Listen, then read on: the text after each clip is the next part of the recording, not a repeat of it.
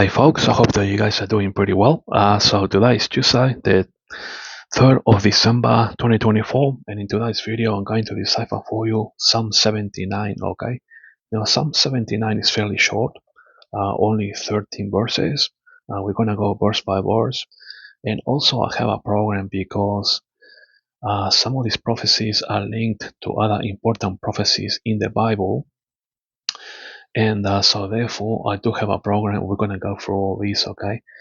Now, I didn't write down about all the prophecies. I do have 3 pages, but we're going to go through the main verses. I think I only left 3 verses there because they are read pretty much straightforward, okay? Alright, folks, so let's get into it. We're going to go verse by verse. Now, I believe that this Psalm 79 can only be deciphered by somebody who has a lot of experience in biblical deciphering or even a prophet. Otherwise, I don't think that anybody there's not an expert perhaps in this area can actually decipher this. I think that this is only something that highly experienced biblical deciphers can actually decipher this. All right. Now let's get into it. Okay. Verse 1. O God, the heathen are come into thy inheritance. Thy holy temple have they defiled. They have laid Jerusalem on heaps. Okay, so we have to unpack these, folks. Okay. Now, Psalm 79 is essentially a tribulation period psalm. Okay, so aside from Isaac, this is all for the tribulation period. We're not going to be deciphering other psalms here that have processes for the tribulation period because it's saying here God's sanctuary defiled. So it's giving it away, but there are prophecies here that only Bible experts with a lot of experience or even a prophet can only decipher this. Okay.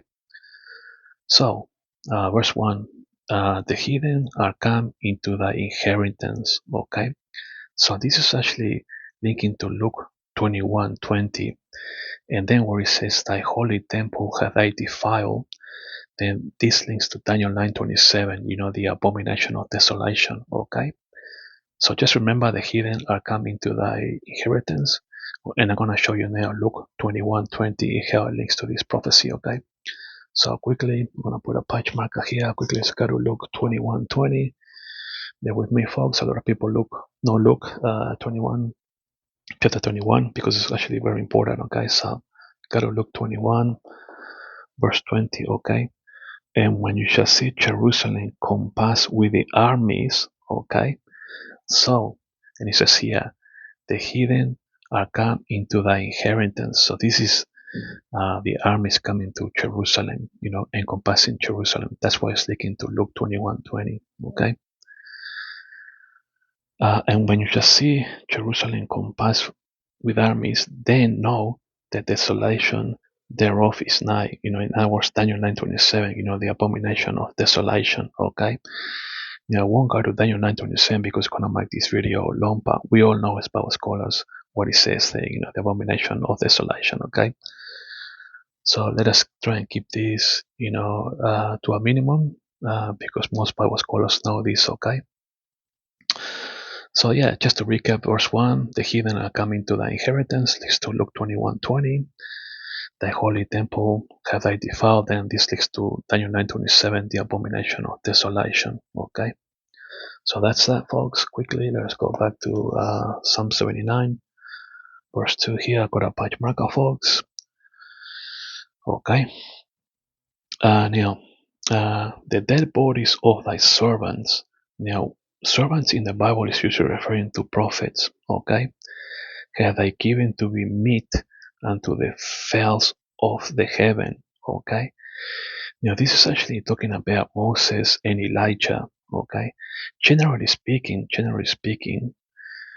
the servants of the last days, which we can read in Acts 2:18 and also on Joel 2:29. Okay, these servants or prophets are the prophets of the last days. Okay, and where it says here, and these prophets who are given to be made unto the fells of the heaven is actually referring to Moses and Elijah. Okay, we need to link this to Revelation 11:8. Okay, so let us quickly go to Acts 2:18 first, so that I can show you, servants are the prophets, in the last days. Okay, so um, Acts 2:18. Give me one sec, folks. Most people know this verse anyway, so um, here we go.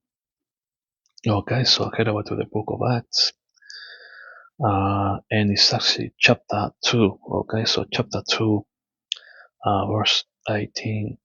And all my servants means the prophet. I'm actually a prophet myself, so I wrote my name down here in the Bible, but also Israel has to anoint the so much a prophet for the second half of the tribulation period, and so this video is for Israel only, okay? And it says here, and on my servants and on my handmaidens I will pour out in those sides of my spirit, and they shall prophesy. So God has poured out his spirit on me. This is my name, and I'm prophesying today. I have prophesied quite a lot, okay?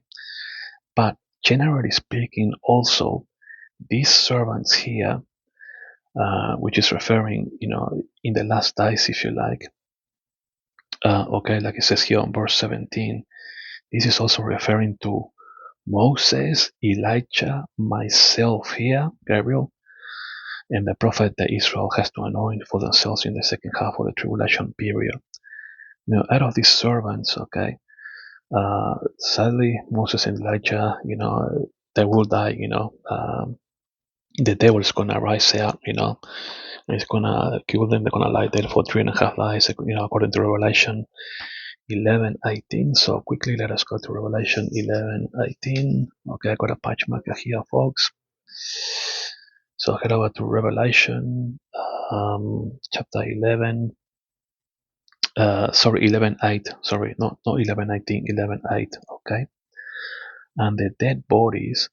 Okay, it's talking about the two witnesses. Okay, the two olive trees. Okay, the two olive trees, the two witnesses. Okay, and the dead bodies of Moses and Elijah shall lie in the street of the great city, which spiritually is called Sodom and Egypt, where also the Lord was crucified. So basically, the great city is Jerusalem. Okay, so Moses and Elijah are gonna die. They're gonna lie dead for 3.5 days. Okay, until they are resurrected. Okay, so verse 2 then. The dead bodies of thy servants, meaning Moses and Elijah, had I given to be meat unto the fowls of the heaven. Okay, so servants refers to the prophets Moses and Elijah. Now Acts 2:18, like I just showed you, plus also 2:29. Now Joel 2:29 reads almost identical to Acts 2:18. Okay, and this talks about the prophets of the last days, meaning during the church age and also the tribulation period. And I'm actually here in the Bible myself, but with the other name. I'm actually on Acts 2:18 and also on Joel 2:29. But these dead bodies here is referring to Moses and Elijah, okay, according to Revelation 11:8. Okay, and then this part of the second verse here, verse 2, where it says, "The flesh of thy saints unto the beasts of the earth." Okay, so this actually links to Revelation 13:7, when the Antichrist, if you like, overcomes the saints. Okay, so just quickly, let us go then back to Psalm 79, just to get into this second part of the verse. Okay, so basically, the first part of the verse, that the bodies of thy servants, meaning Moses and Elijah, have they given to be meat unto the fowls of the heaven, and the flesh of thy saints unto the beasts of the earth. Okay, so we got the servants, Moses and Elijah, and then thy saints. This is actually linking to Revelation 13:7. Okay, when the devil overcomes the saints. Okay, so quickly, let us go to Revelation 13:7. Most people know this anyway. So, okay, Revelation chapter 13, verse 7. Okay, and it was given unto him to make war with the saints. Okay, with the saints, and to overcome them. Okay, so the second part of the verse, then, uh, you know, the signs. The signs are actually overcome according to Revelation 13:7. Okay, so quickly, let us go back to, I've got a page marker here, to Psalm 79. Okay, all right, so I just done verse 2. Okay, the servants of Moses and Elijah, and then the signs here are overcome by the devil according to Revelation 13, verse 7, just to recap. All right, let's move on then to verse 3. Their blood have they shed like water round about Jerusalem. Now, their blood is referring to the blood of the Jewish people, okay? Because don't forget that on verse 1 it says, "Oh God, the heathen are coming to thy inheritance, thy holy temple that hath defiled." So it's actually talking about what's happening here in verse 1. Here speaking to Luke 21:20. The armies encompassing Jerusalem. They are killing Jewish people, if you like. Okay, so it says here in verse 3, the blood of the Jewish people have they shed like water round about Jerusalem. Okay, the armies encompassing Jerusalem, like it says here in Luke 21:20. Okay, and so yeah, the blood, the Jewish blood. Okay, Jewish people blood have they shed like water round about Jerusalem, and there was none to bury them. Okay, so this actually is linking to Luke 21:24, but generally speaking, it's linking to the verses in Luke 21, verses 20 to 24 in context. Okay, so let me show you what's happening here. The blood of the Jewish people, in Luke 21:24. Okay, so quickly, folks, most people know Luke 21 pretty well. Most Bible scholars do.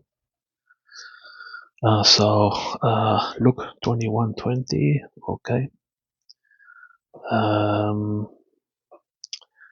21:24. Okay, so head over to Luke 21, verse 24. Okay, and they, meaning the Jewish people, shall fall by the edge of the sword.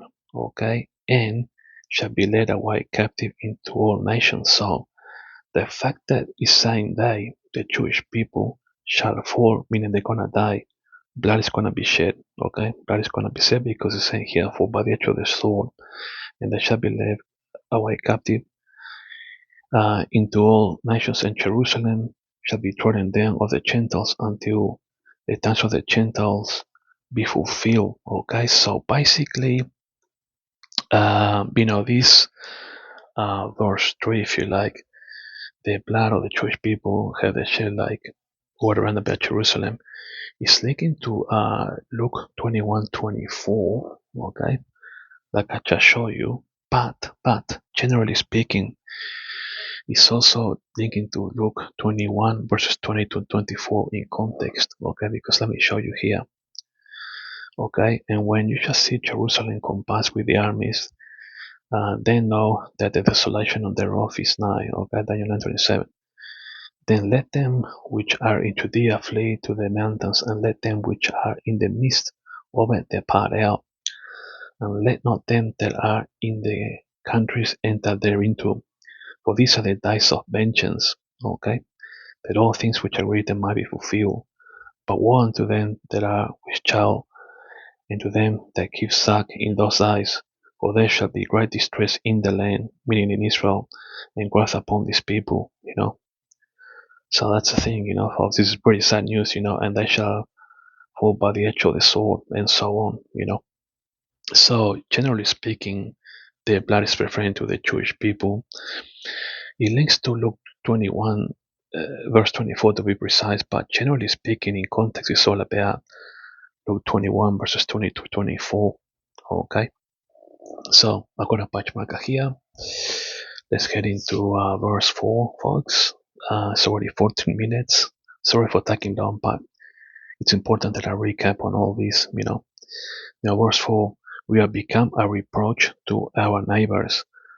has gone and there is none to them that are round about. Okay, so basically we're gonna see, we have become a reproach to our neighbors. We're gonna be seeing the rise of anti-Semitism, in the Middle East, unfortunately, against the Jewish people. And so this is why it's important for Israel to sign, all these Abraham Accords with the Middle East partners, if you like. Okay. Yeah, let me turn over the page so we can continue on. Now, verse 5 is pretty straightforward, okay? How long, Lord, the Jewish people are frustrated, will thou be angry forever? Shall thy jealousy burn like fire? Okay, so that's straightforward, it's just the Jewish people, of course. So you can imagine how they're feeling, with what's happening here, their blood is being shed and things like that. So they're asking God, how long, okay? So verse 6, pour out thy wrath upon the heathen that have not known thee, and upon the kingdoms that have not called upon thy name. So for this verse, then it actually links up to various prophecies. Okay, so pour out thy wrath upon the heathen, meaning the unbelievers that have not known thee, and upon the kingdoms that have not called upon thy name. Of course, the unbelievers, these are going to be the people that have taken the mark of the beast, according to Revelation 13. And it actually links to Revelation 19:15, Joel 3:2, and Matthew 25, verses 32 to 33. So let me take you to Revelation 19:15, how, how I said here, pour out thy wrath upon the heathen, the unbelievers. Okay, quickly let's go to Revelation 19:15. Okay, so Revelation 19:15. Most people know this. Let me see here, folks. Revelation 19. Okay, so head over to Revelation chapter 19, verse 15. Okay, and out of his mouth goes a sharp sword, that with it he shall smite the nations, and he shall rule them with a rod of iron, and he treadeth the winepress of the fierceness of the wrath of Almighty God. This is going to be the end of the Gentiles, thank God, So,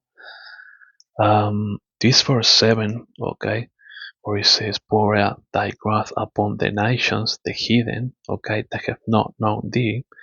Many of these people have the mark of all of them have the mark of the beast because they are coming against God. It's taken to Revelation 19:15. The winepress. Um, and out of his mouth, out of Jesus' mouth was a sharp sword that he should smite the nations. And he treaded the winepress of the fierceness of his wrath of Almighty God. Thank God. Thank God for that. Now let me show you how also it links to Joel 3:2 and Matthew 25:32 to 33. Matthew 25, I won't show it to you because this video is getting long now, almost 20 minutes, but in Matthew 25, verses 32 to 33, it talks about the sheep and the goats, and most people know that, but Joel 3:2 is a judgment in the valley of Jehoshaphat. Okay, so quickly, let's go to Joel 3:2. I don't have a page marker here, folks, but doesn't matter. We can find that quite easily as we flick through. Give me one sec, folks.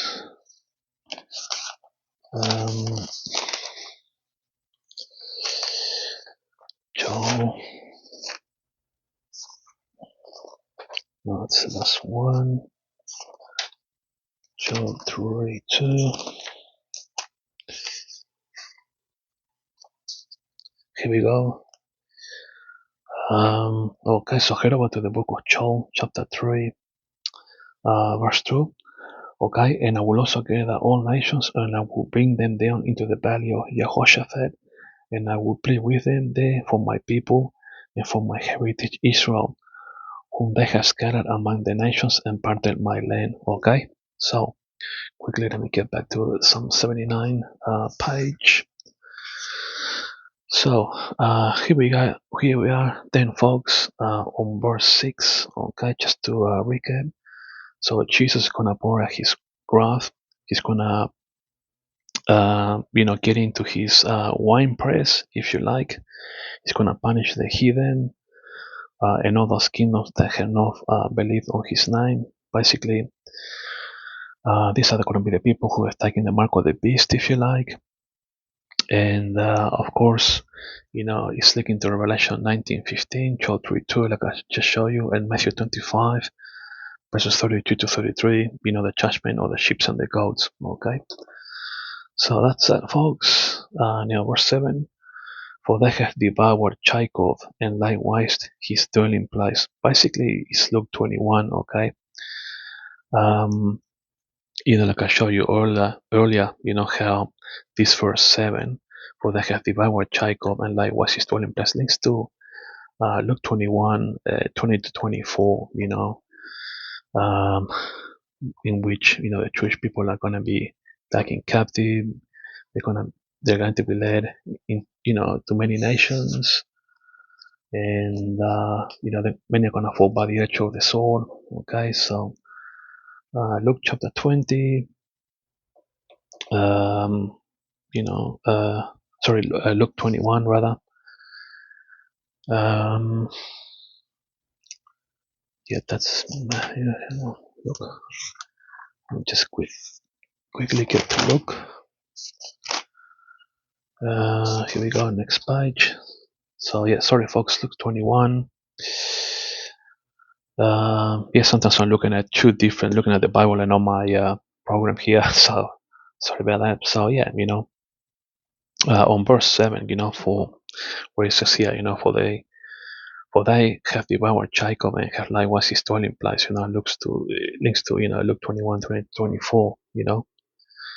And when they shall see Jerusalem compassed with the armies, they know that desolation thereof is nigh. And then on verse 24, and they shall fall by the edge of the sword, and so on, and shall be led captive to all nations. Like I said earlier, folks, here it links to verse 1, in this Psalm 79. So,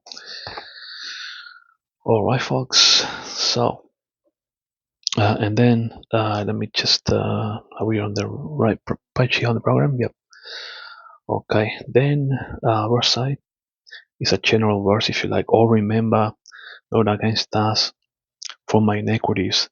Let thy tender mercies speedily prevent us, for we are brought very low. Okay, so they are, Jewish people are frustrated, they're very scared and things like that, and they want Jesus and Messiah to come to them, and then verse 9, help us, O God of our salvation, for the glory of thy name, and deliver us, and purge away our sins for thy name's sake. Okay, so purging away our sins actually linking to Romans 11:26, but let me just show you what I got here as we break it down on verse 9, where it says here, help us, O God of our salvation, for the glory of thy name, deliver us.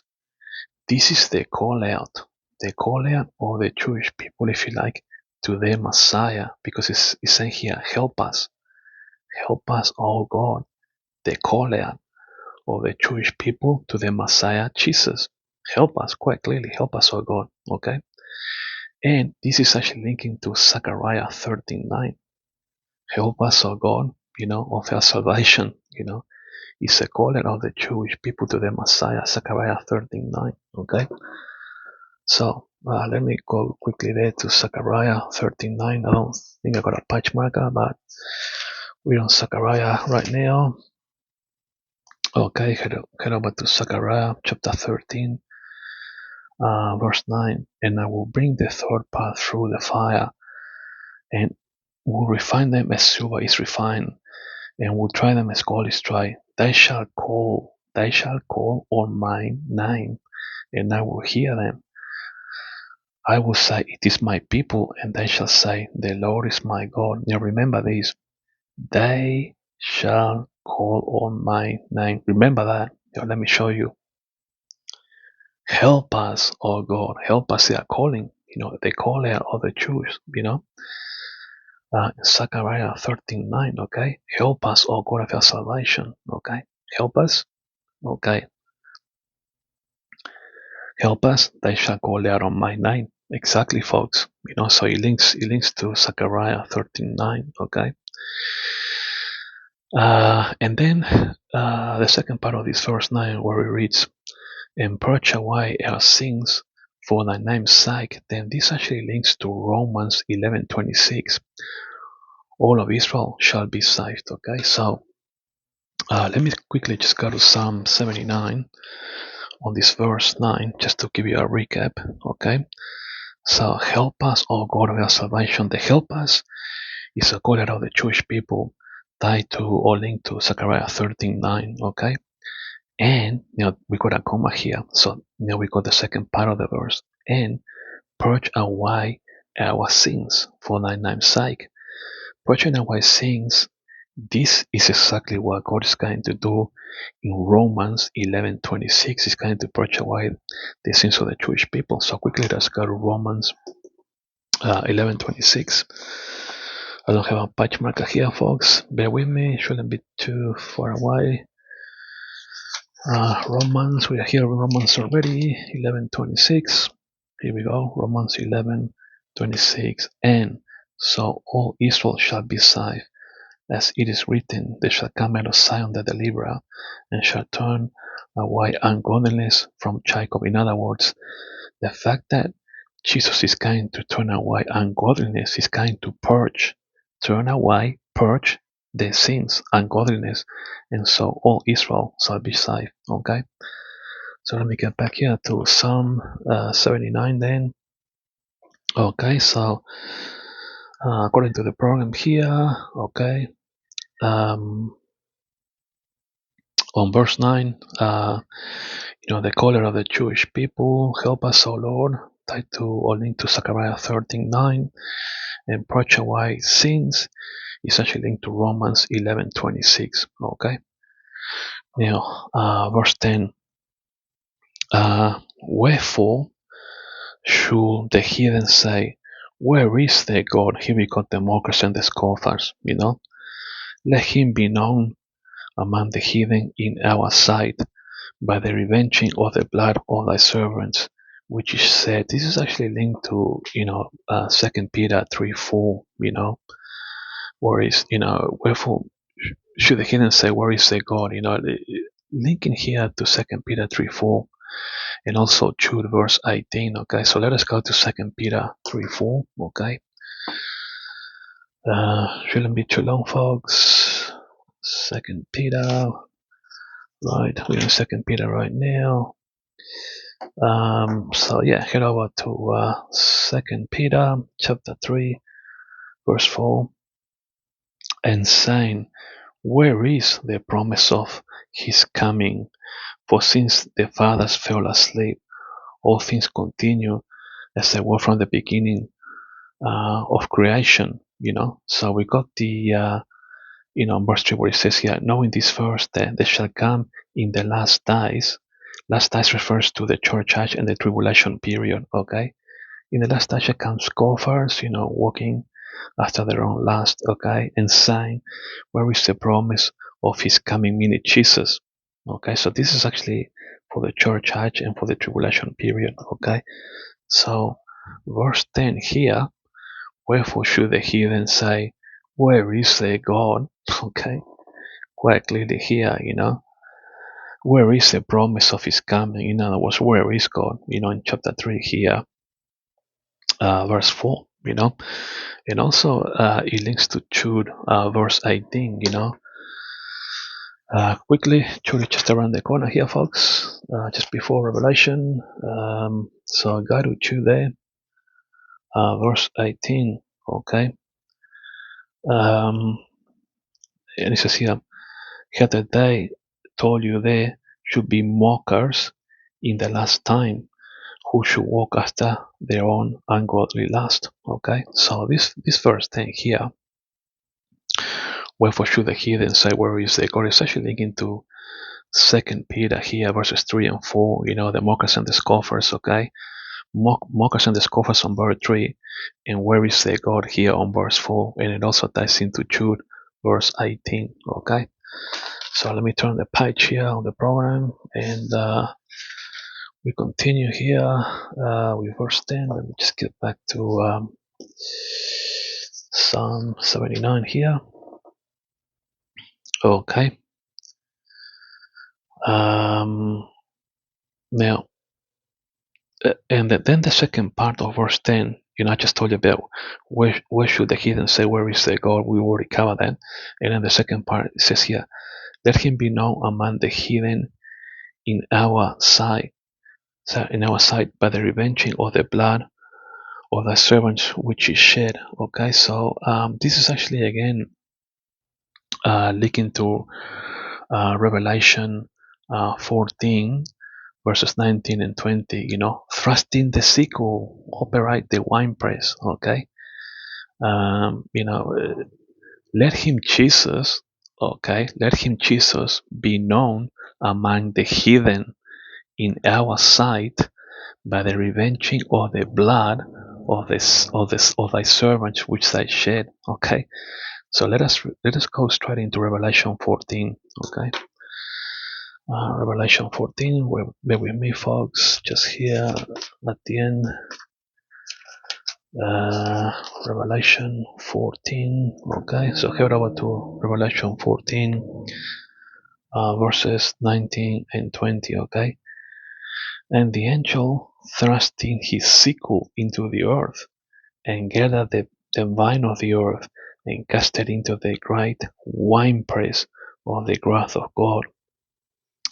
And the winepress was trodden with the city, and the blood came out of the winepress, even unto the horse bridles, by the space of 1,600 furlongs. Okay, so basically, this last bit here on verse 10, let him, Jesus, be known among the heathen. Jesus will be known among the heathen when he comes here in Revelation 14, verses 19 to 20. You know, the angel is going to thrust in the sickle, and the winepress of God is going to be operating. And the angel thrust in his sickle into the earth, and gathered the vine of the earth, and cast it into the great winepress of the wrath of God. And the winepress was trodden without the city, and blood came out of the winepress. Okay, so this is what's the second part of the verse. Uh, you know, is relating to on verse 10 here in Psalm 79. Okay, in other words, let him, Jesus, be known among the heathen. In also by revenging the blood. Okay, in other words, the winepress. Okay. So that's that, folks, for the second bit. Okay, now I didn't write anything for verses 11, 12, and 13 because they're pretty straightforward. Okay, so let us go through them anyway. Let the sign of the prisoner come before thee, according to the greatness of thy power. Preserve you those that are appointed to die. So, of course, if we think about Jesus, getting the angel, with a sickle, if you like, and operating the winepress that we got here on verse 10, then, all these people are, appointed to die, if you like, And then on verse 12, and render unto our neighbors sevenfold into the bosom their reproach, wherewith they have reproached thee, O Lord. So basically, render unto our neighbors.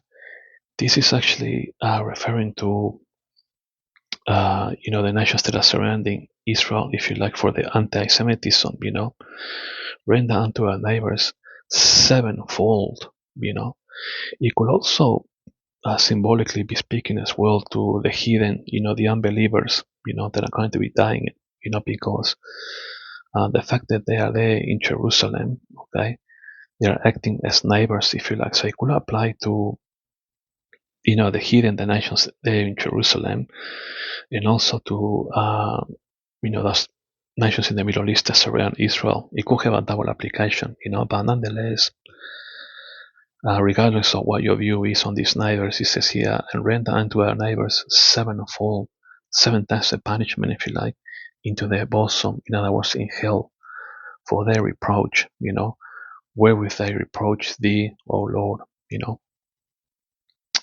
So that's pretty straightforward, okay?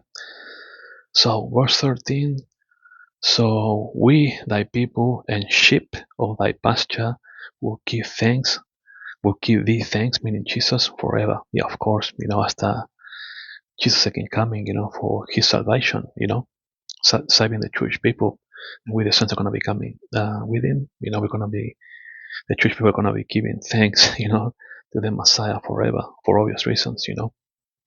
Now we're also gonna be thanking God, as a saints that are coming with Jesus from heaven. We're also gonna be thanking God forever as well. And then it says here, finally, we will show forth thy praise to all generations. All of us are gonna be praising Jesus for what he did, for his second coming. Saving the Jewish people, and with the saints coming down with him.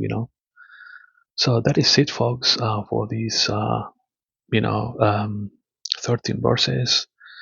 Some of these, difficult to decipher. Only people with a lot of experience can decipher these ones.